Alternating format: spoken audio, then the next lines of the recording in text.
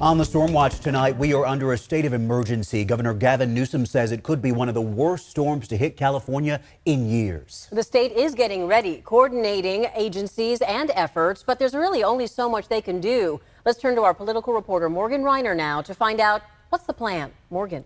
Chris and Laura, state of emergency means a lot of technical things like more funding, the ability for other states to come in and help if needed.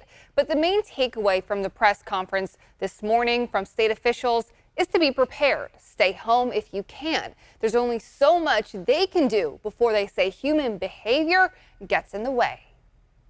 There was no sugarcoating it. We anticipate that this may be one of the most challenging and impactful series of storms. Governor Gavin Newsom declared a statewide emergency Wednesday morning, which provides additional authority and powers to rapidly deploy aid to impacted communities. The director of the California Department of Water Resources is monitoring the potential of floods. These kinds of events can trigger mudslides and significant debris flow, so be ready to evacuate as needed. We have dispatched flood fighting materials at 49 sites throughout the state. California Highway Patrol says they are planning for an influx of 911 calls. And we will have staff on. If we need to, we'll hold additional staff or mandate overtime to field the calls. The state preparing for an incoming storm while crews on the ground still cleaning up from the last, like downed trees. They're a bit overwhelmed, and so I think it'll take a little bit, but they're going to be busy for quite some time. So they said multiple times, stay off the roads if you can. We're asking you to please